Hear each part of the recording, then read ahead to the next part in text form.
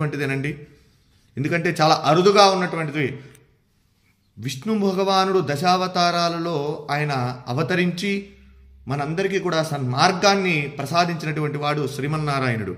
అలానే ఈ శాలిగ్రామంలో సాక్షాత్ విష్ణు స్వరూపం అని చెప్పి మనం అనుకోవడానికి ఇది ప్రతీది. కనుక ప్రతి ఒక్కరూ కూడా ఈ యొక్క వీడియోని అందరికీ కూడా చూపించండి. శాలగ్రామాన్ని దర్శించండి.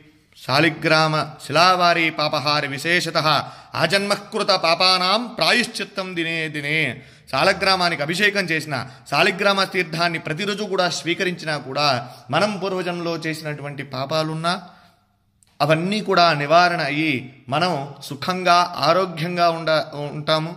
కనుక ఈ సదవకాశాన్ని ఎక్కడైనా సరే మన వైష్ణవాలయాలలో స్వామి యొక్క శాలగ్రామాలకు అభిషేకం చేసినటువంటి తీర్థాన్ని తీసుకోండి. స్వామి యొక్క అనుగ్రహానికి పాత్రులు కండి. జై శ్రీమన్నారాయణ. నమో వెంకట.